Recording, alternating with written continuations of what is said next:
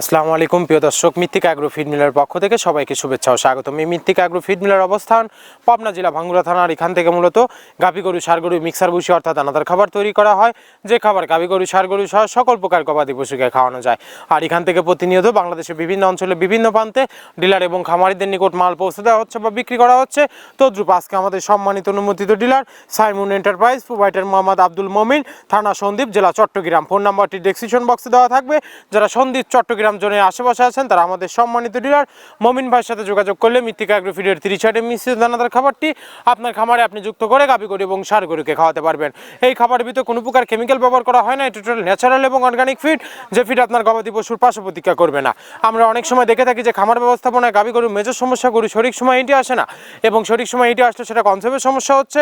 এটা মূলত ভেজাল দানাদার খাবারের জন্য হয়ে থাকে। আর আমাদের এই খাবার ব্যবহারে এই ধরনের কোনো সমস্যা থাকবে না, কারণ এটা টোটালি অর্গানিক ফিড। আমাদের এই খাবারের ভিতরে মেজর যেগুলো রয়েছে তার ভিতরে রয়েছে সয়াবিনের খোল, নারিকেলের খোল, বাদাম খোল, আস্ত গমের ভুসি, মাসকালে ভুসি, খেসারি ভুসি, অ্যাঙ্কার ভুসি, সিজিএফ, ভুট্টা এবং বিভিন্ন ধরনের ডাউল রিজেকশন।